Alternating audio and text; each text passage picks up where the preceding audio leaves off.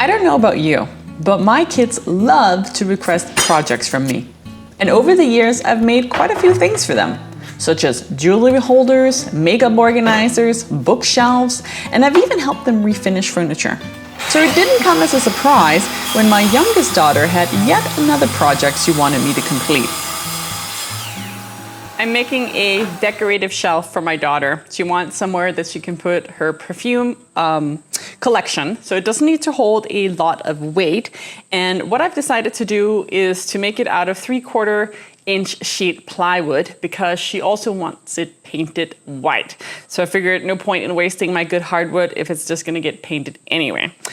So what I've done is I've cut one long piece. I've overcut it right now to 47 inches, but it is going to be a final size of 45.75 inches long. And that's gonna allow me to set 5 shelves within this with 7 inches in between. And that's accounting for the size of this 3/4 inch plywood. The idea here, and she sent me an inspirational photo, you can check that out here. So the idea here is that the actual thing that's going to hold the shelves is a lot more narrow than the final shelf. So right now this is about twice as wide as what I needed. It'll end up being about 5 inches wide when I'm done. And then we'll have a shelf and it's gonna sit like this. And I'm gonna make a groove through here, probably using my router. And I'm gonna insert it just slightly to add a little bit more stability. And I'll probably also use either some wood plugs or I will screw it in depending on what I decide to do. So that's the plan. So right now what I'm gonna do is I'm gonna cut this to size so that it will be the final dimension that it needs to be, which is 5 inches. And then these shelves, I'm pretty sure that they're gonna end up being 7 inches by 5 inches. That's gonna work for her wall. And that's what it's going to be. So let's get to work. One thing to note, if you do want your shelf to be 5 inches, then you're also gonna have to add a little bit extra to account for the amount that you're routering out of the plank that it will be inserted to. For me, that's about 1/4 of an inch, so that's the extra amount that I'm giving it.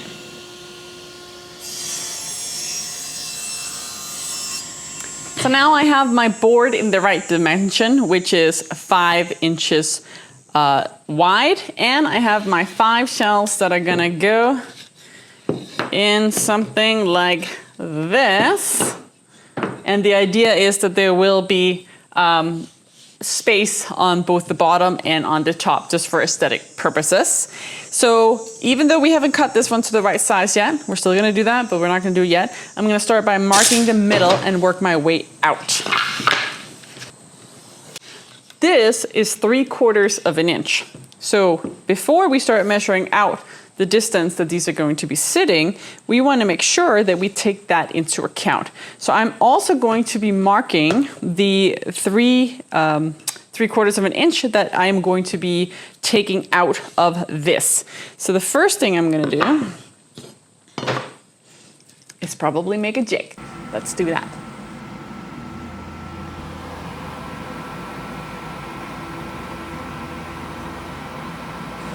I took 2 minutes and I cut out a handy dandy router template that I'm going to utilize for this project. And not to worry, if you want to utilize the same template, I'm going to make it available on my website so that you can purchase this as well if you want to make the same shelf. So what I did is I made absolutely sure that this fits my 3/4 inch plywood, which it does beautifully.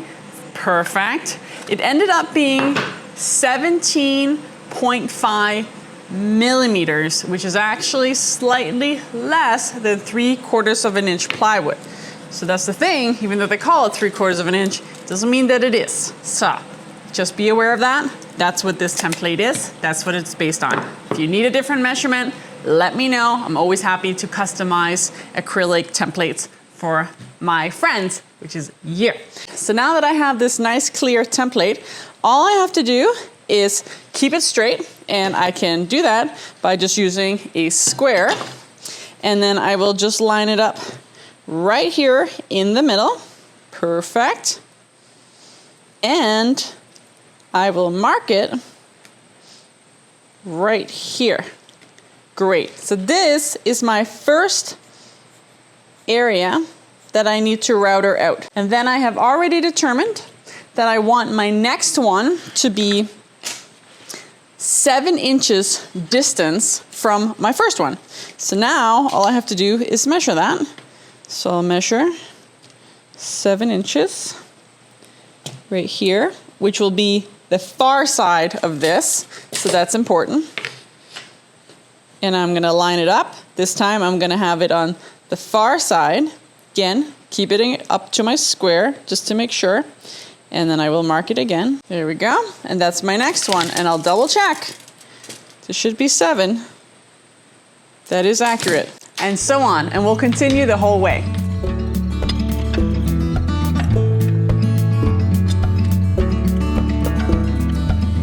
There.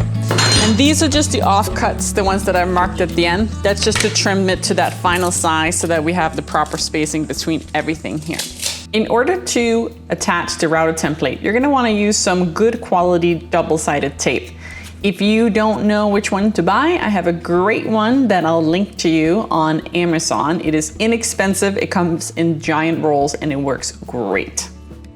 Still want to take care to make sure that it's properly lined up. Even though you did the pencil marks, just make sure it's still all straight. The last thing you want to have happen is you go to route out your insert, and then afterwards you realize that it's completely crooked.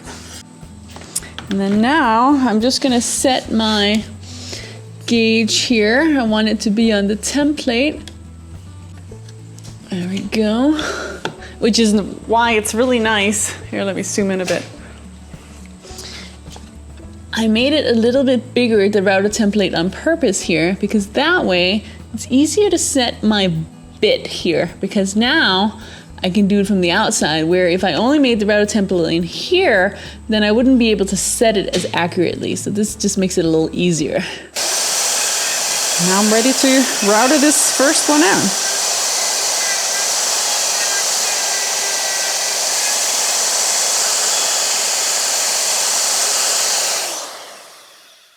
I have learned to always wait until the machine is completely done before lifting it, because what I've done in the past is I've lifted it and then I've nicked my router template, which breaks it. So don't do that. I did make one more mistake here. I actually lined this up right by the edge. I should have done the overhang. So I have 2 little sides right now that are not completely cut. I'm gonna come in and do those with a chisel afterwards, but I'll know for the next one. And you gotta be careful when you tick these off too,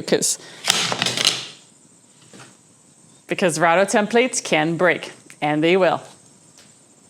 Okay, in all fairness, that was just a very unfortunate thing to happen right on camera, but oh well. This was a very quickly made router template. And the good news for you is that I have made some improvements to it in the future so that it has a little bit more support at the ends and it will be less likely to break. But warning still, router templates can and will break, so you still do have to be careful when you take them off. With all the shelf inserts routed out without further mistakes, I cut off the ends to make it its final size of 45.75 inches long. And it now has 7 inches between each shelf and at the top and bottom. So we're now at the point where we're ready to glue up this shelf. And there's a couple things we have to keep in mind. One is we want to make sure that it is equally spaced when we add them in. So we're going to do some measurements, and I'll do that next here.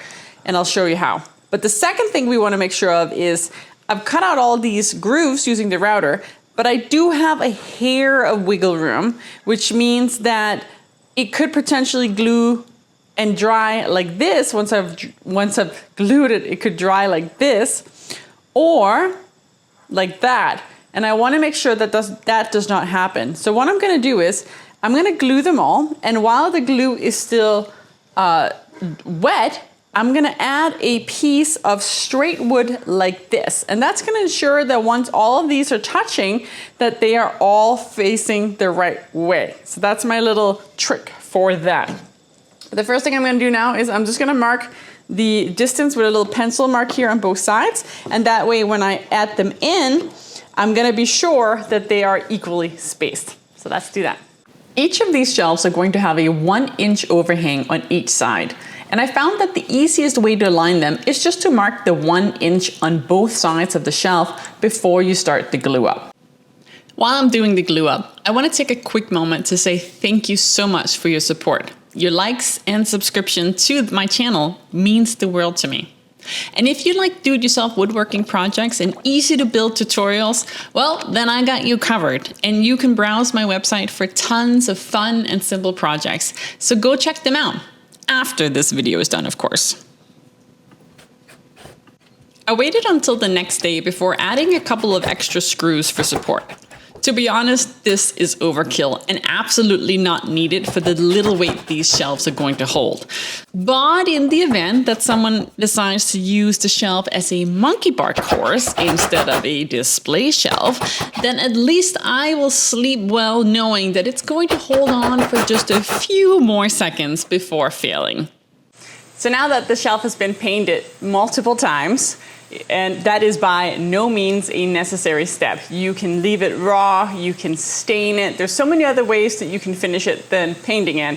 And frankly, remind me to never agree to paint something again. I will use a wood stain in the future, but I will not paint because honestly, unless you're using a sprayer, it's really hard to get really great clean results. But, you know, what my daughter wants, she gets apparently. So that aside, it is time to now work on the hardware for the actual shelf in regards to how it is going to sit on the wall. And I've decided to go with a really simple Cleat system. You may know of this system from the French Cleat system. And essentially what it is you take a piece of wood of any size, depending on how long your shelf is, and you cut a 45-degree angle on one side, and then you take another piece and you also cut a 45-degree. And then once you have those two pieces, they're gonna sit like this inside of each other, which is going to create a really nice, strong bond. And the benefit of that is that I can take this piece, once it has the 45-degree angle, and I can drill that directly into the wall, and I can ensure that it's gonna be on a stud. And then once I have that, I can attach it to the actual frame. That way I'm not gonna be able to see any hardware. Now, one thing to note, the shelf is over there, so I apologize, I'm not gonna bring it over here right now because it is wet. But once you have the shelf, if you end up adding your cleat towards the top, which is most likely, pretend this is the actual shelf. What's gonna happen is it's gonna be sticking out slightly from the wall. So it's gonna be maybe tempted to tilt a little. So you probably wanna add a little spacer piece at the same size, using the same wood, that you have at the top. It doesn't have to be another cleat, but you do need that little spacer piece. That way it is going to sit nice and flush to your wall.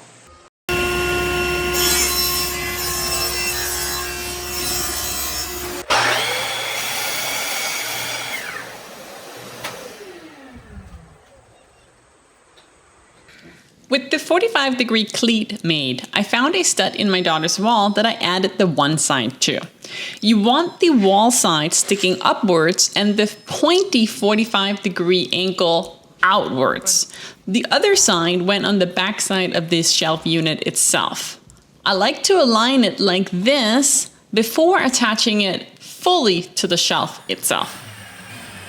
And just like that, this display shelf was ready to display my daughter's perfume collection. It turned out exactly the way she wanted it. And even though I personally would have avoided painting it and probably used white oak or even walnut, it's sometimes fun to do projects the way someone else wants it, as it allowed me to test out some new techniques and it made my daughter happy, and that's really all that matters. So tell me in the comments below, what kind of projects do you make for others? Whether it's for your clients, your kids, or even grandkids, I'd love to hear it. Don't forget to subscribe and like this video for more great, easy to build projects. I'll see you soon in the next Wood Story.